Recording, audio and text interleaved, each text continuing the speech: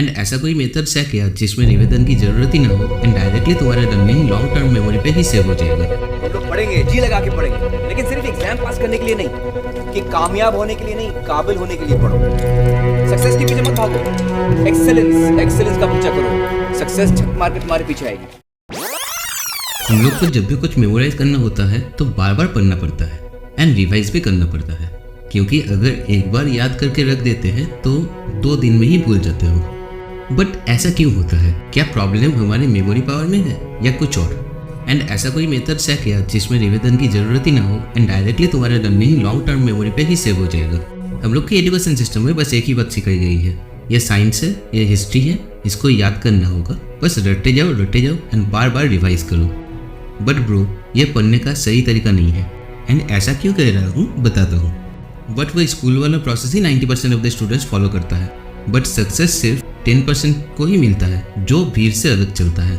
And आज मैं ऐसे ही 3 लर्निंग मेथड को स्टेप वाइज बताऊंगा एंड अगर तुम प्रॉपर स्टेप वाइज फॉलो करोगे then I guarantee you within 30 days result दिख जाएगा एंड तुम्हारा लर्निंग स्पीड 10 टाइम फास्ट भी हो जाएगा। इसीलिए अगर टाइम है वीडियो देखने की एंड सीक्रेट फार्मूला जानने की तो ही कंटिन्यू करो, क्योंकि स्किप करोगे तो कोई फायदा नहीं होगा। Okay, starting with step 1, activating other senses.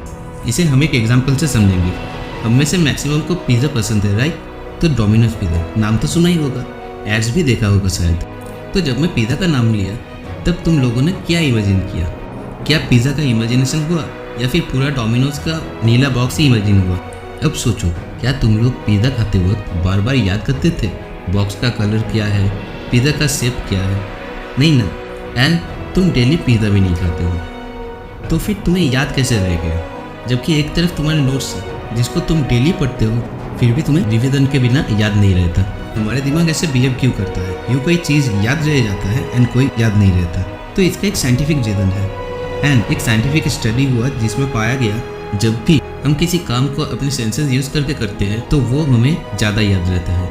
इसीलिए हम लोग जो काम अपने सेंसेस इस्तेमाल करके करते हैं, जैसे कि पिज़्ज़ा बॉक्स को अनबॉक्स करना, फिर ऑरिगेनो डालना, फिर चिली फ्लेक्स डालना, फिर कट करके खाना, इसमें हम लोगों का हाथ, आँख, नाक, मुंह, इन सभी सेंसेस यूज़ हुआ। जबकि हम पढ़ते वक्त ज़्यादातर टाइम साइलेंटली रट्टा मारते हैं एंड 8 to 10 आवर्स पढ़ने के बावजूद हम लोगों को रिवीजन करना पड़ता है, क्योंकि जब ऐसे पढ़ते हो तो सिर्फ विजन एंड ब्रेन ये दोनों ही सेंस काम करता है। एंड अगर फोटोजेनिक मेमोरी ना हो तो ये इम्पॉसिबल है देख के याद रखना। तो बस इन्हीं हैबिट को फर्स्ट चेंज करना है। पढ़ो तो जोर जोर से, ताकि जो तुम पढ़ रहे हो वो सुन भी पाओ। इससे क्या होगा, तुम्हारे ज़्यादा सेंसेस का यूज़ होगा एंड वो लॉन्ग टर्म मेमोरी पे डायरेक्ट सेव हो जाएगा।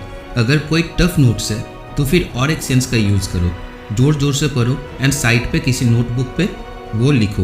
एंड अगर ये प्रैक्टिस करते रहोगे फॉर 30 डेज तुम चेंज नोटिस करोगे। बट इसी चेंजेस को परमानेंट करने के लिए तुम्हें और 2 स्टेप भी फॉलो करना होगा। Recall your learning. इमेजिन करो कि तुमने साइंस का एक चैप्टर पढ़ लिया या ट्यूशन से वापस आए एंड आके मोबाइल लेके बैठ गए। बस यही नहीं करना है, यही तुम्हारे लर्निंग हैबिट्स को चेंज करना होगा। कोई सब्जेक्ट पढ़ लिया या फिर ट्यूशन से वापस आए तो 30 मिनट एकदम शांत होकर बैठ जाओ, रिकॉल करो जो तुमने पढ़ा है। मान लो हिस्ट्री का कोई ईयर्स हो या केमिस्ट्री का एटॉमिसिटी, बस रिकॉल करो एंड खुद से पूछो ये क्या होगा, ये कौन से ईयर पे हुआ था, एक्सेट्रा। एंड जो तुम्हें याद नहीं आ रहा है उसे तुरंत ही देखो। बट हाँ, रिवीजन नहीं करना है, देखना है बस। दोबारा मान लो खाना खा रहे हो, खाते वक्त 1 मिनट के लिए जो भूल गए थे फिर से याद कर लो। एंड इसी तरह से तुम अपने ब्रेन को एक सिग्नल दे दोगे एंड वो लॉन्ग टर्म मेमोरी पे सेव हो जाएगा एंड ब्रेन भी इसी तरह से ट्रेन होने लगेगा। बट तुम अगर बोलोगे मैं क्लास 7 और 8 से हूँ एंड मैं 12 आवर्स पढ़ता हूँ, तब तो प्रॉब्लम है। क्यों, वो मैं बताता हूँ। Quality learning. मान लो तुम्हें 500 ml का मिल्क चाहिए तो दुकान पे गए तो दुकानदार 2 मिल्क के पैकेट तुम्हें दिखाया, अमूल का 250 ml का पैकेट और एक किसी अननोन ब्रांड का 500 ml का पैकेट। जाहिर सी बात है तुम अमूल का ही 2 पैकेट लोगे, क्योंकि क्वालिटी मैटर्स। तो अपने स्टडीज़ पे ये इस्तेमाल क्यों नहीं करते?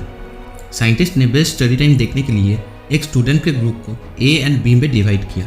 ए ग्रुप को मॉर्निंग पे एंड देर रात तक स्टडी करने के लिए कहा गया एंड बी ग्रुप को अर्ली मॉर्निंग पे स्टडी करने के लिए कहा गया एंड 11:30 को सो जाने के लिए बोला गया। एंड रिजल्ट ये निकल के आया, ग्रुप ए से ग्रुप बी का परफॉर्मेंस एंड मेंटल हेल्थ दोनों ही बहुत ऊपर था। Also be group A group के मुकाबले 5 आवर्स डेली कम भी पढ़ रहा था। ऐसा इसलिए हुआ क्योंकि मॉर्निंग पे brain well rested and alert रहता है जब प्रॉपर रेस्ट मिले तभी, जस्ट लाइक ए मशीन। इसीलिए ये है तुम लोगों का लास्ट स्टेप टू फॉलो। जब भी पढ़ रहे हो तब अपने मोबाइल पे DND डालो एंड पूरा कंसंट्रेशन सिर्फ स्टडी पे लगा दो एंड बीच बीच पे रेस्ट लो। जैसे कि 2 आवर्स पढ़ लिया तो अब 15 to 20 मिनट छूट जाओ, छत पे जाओ, वॉक करो एंड जो पढ़ा है उसके बारे में ही सोचो एंड रिकॉल करो। फिर बैठ के 2 आवर्स पढ़ लो। अगर तुम क्लास 5-6 पे हो तो 5 आवर्स पढ़ना ही मैक्सिमम है। अगर 7-8 पे हो तो 6.5 आवर्स इज मैक्सिमम। 9-10 पे तो 7 to 8 आवर्स और 11-12 पे हो तो 9 to 10 आवर्स ही मैक्सिमम हो। एंड अगर कॉम्पिटिटिव एग्जाम का प्रिपरेशन ले रहे हो तो 11 to 12 hours is maximum. And avoid रात को पढ़ना। मॉर्निंग पे उठो एंड रात को 11:30 तक बेड पे चले जाओ। एंड जैसे कि सब्जेक्ट बहुत सारे हैं तो अपने स्ट्रेंथ और वीकनेस के हिसाब से अपने पढ़ाई की प्रायोरिटी सेट करो। अगर प्रायोरिटी सेट करना नहीं आता तो कमेंट करो। एंड ये फॉर्मूला अगर स्टेप वाइज फॉलो करोगे तो तुम्हें 30 डेज में ही रिजल्ट मिलेगा। एंड अगर दूसरों को खुद से बेहतर मानते हो तो जाके ये वाला वीडियो देखो, आगे से ये सोच आएगा ही नहीं।